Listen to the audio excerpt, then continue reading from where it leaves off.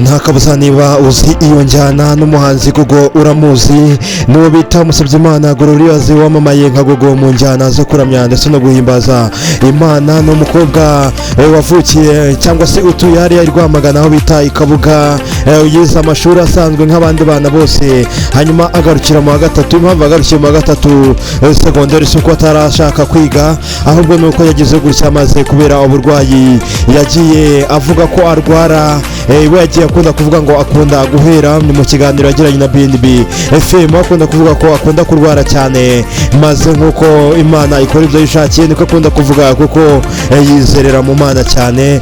Maze aravuga ngo ntabwo byakunze ko nkomeza kwiga kubera uburwayi, nakundaga kurwara cyane nkahwera, niko yagiye avuga. We nyine kumwe bigenda bibafata abakobwa bagira indwara nyinshi, akavuga ko yagiye arwara n'umutwe udakira cyane, buriya ngo aranawuhorana, maze aza kureka kwiga.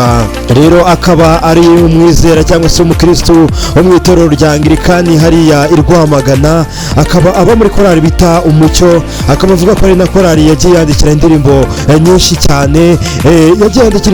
cyane, korali bita Umucyo hariya i Rwamagana. Akaba yagiye agaragara cyane ari gucuruza utuntu turimo nk'avoka n'imineke, aho yagiye ayicuruza cyane, agenda asetsa abantu anabashimisha cyane, anabaririmbira indirimbo yise Everyday I Need a Fruit of Jesus. Akaba ari indirimbo yakoze amateka cyane nkigeraho, ni indirimbo yakoze amateka cyane mu Rwanda ndetse no hanze yarwo. Akaba ari indirimbo zimwe mu ndirimbo z'abanyarwanda zagiye zikorerwa ama-challenge cyane ku ma TikTok ndetse no ku mbuga zindi zitandukanye. Urugero nk'umu producer bita David Scott wo muri Afurika y'Epfo yayikoreye remix maze ayishyira kuri channel yiwe, imaze kurebwa n'ibihumbi birenga 551. Gogo rero yagiye yamamara, nawe yagiye abimenya ko yamaze kwamamara.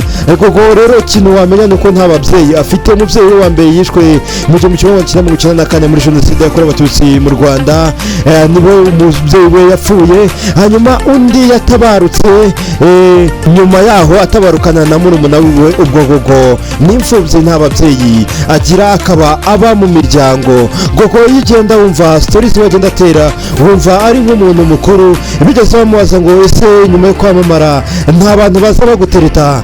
Gogo aravuga ngo ntago babura, nanjye babagenda bandambagiza, ariko nkababwira ngo nzakubwira. Iyo niyo ndobo Gogo akoresha atera abantu indobo, arabwira ngo nzavyigaho nzakubwira, maze agakomeza aganira cyane. Ni umukobwa uzi kuganira, aho yagiye yivugira ko akunda kurya akabenzi cyangwa se inyama y'ingurube, bitewe nuko ariyo ngo igira amavuta. Nibyo bintu wamenya. N'iki kintu ushobora kwibaza gitangaje kuri Gogo. Gogo buriya ngo mu bahanzi azi uwo batatu bose babireba. Ubwo yari kuri BNB FM baramubajije ngo se niwe muhanzi wumva wakora indirimbo nawe wo mu Rwanda ukumva umutima wawe uratuje? Aravuga kumwe akunda kubanda kugira ngo maze aravuga ngo nitewe bose babireba niwe nzi. Baramubaza ngo se ise he Mbonyi uramuzi? Aravuga ngo ntabwo amuzi. Baranamugoragoje basanga nta muzi. Cyakose barimbye indirimbo bita inzozi byo nibwira, bimwe agenda avuga ngo sibyo nibwira kubagirira. Nibwo Gogo yavuga ati ngo ndamuzi cyane, maze asanga aramuzi koko. Ibaze ko nyine ataramuzi, ntabwo ari uko ari ukwirengagiza nk'uko twagiye tubona abantu benshi bagenda bagera hejuru maze bamubaza umuntu akamwirengagiza, ahubwo nuko we mu cyaro cyangwa se aho Rwamagana umuntu bumvaga cyane nitwe bose babireba, yagendaga bakubitira bya bigoma by'iwe musanzwe muzi bya kera. yari afite gute? we yagiye nawe akanyuzaho. Nizo rero Gogo yarazi, niwe muhanzi yarazi, nta wundi muhanzi yarazi. Ni igitangaza kuba Gogo uyu mwaka 2025 atazi uwo bita Israel Mbonyi, kandi ari we muhanzi dufite wamamaye mu Rwanda wuzuza za Big Arena akazenguruka muri Afurika yose aririmba, ariko Gogo we akaba atamuzi.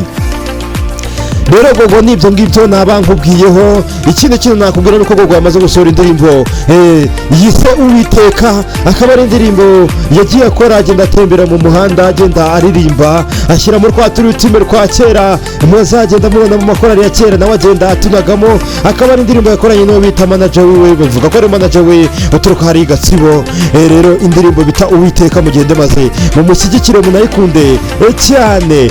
Rero gogo buriya ngo mu buryo abagenda yumvikana ni umuntu ushobora kuba yarababaye cyangwa se akagira ubundi buzima agenda abamo atagiye yishimira, akavuga ngo buriya ndi mu rugo nta yindi mirimo nkora ahubwo ngenda mfata nk'akasherekani nshoboye nkagenda nkaba najya kuzana amazi maze n'amazi ntabure kandi ndaho hantu, bitewe nuko agira uburwayi nabwiye ngo abana n'ubumuga yaba mu mutwe ngo hari uburyo aba atameze neza ndetse no kugenda arwara ari nabyo byagiye bimukura mu ishuri.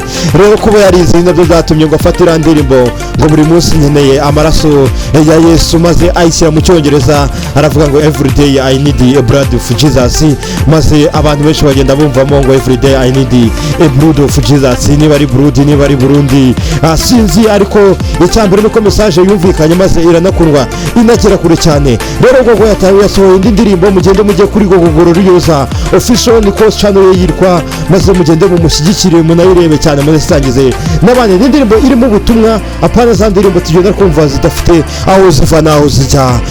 Ko turi entertainment amateka ya gogo wamenye nayo ngayo, nta babyeyi afite, niyize amashuri ye abanza n'ayisumbuye agarukira mu wa gatatu segondere bitewe n'uburwayi. Ni umwanditsi w'indirimbo ukomeye cyane, yaririmbye muri korali bita Umucyo, hanyuma akabasengera mu itorero ry'aba Anglikani, akaba avuga ngo baramaje ngo se umusore usuka aje kugutereta wamwemera. Ikintu nakubwira yasubije nuko avuze ngo buri Imana niyo ireba mu mitima y'abantu, aramutse yemeye gukurikiza ibyo musaba nakundana nawe maze tukabana. Ubwo rero nibyo bintu bagenda yivugira, akaba ari umuhanga cyane. Ese we nibikigogo byatumye akwereka neza ko afite ubwenge ndetse ko anatekereza cyane. Mu gihe uri kubisubiza muri comment ngereka gusezero ndi EP Medit muri Entertainment Ciao, naho mu biganiro bindi biri imbere ndabakunda cyane.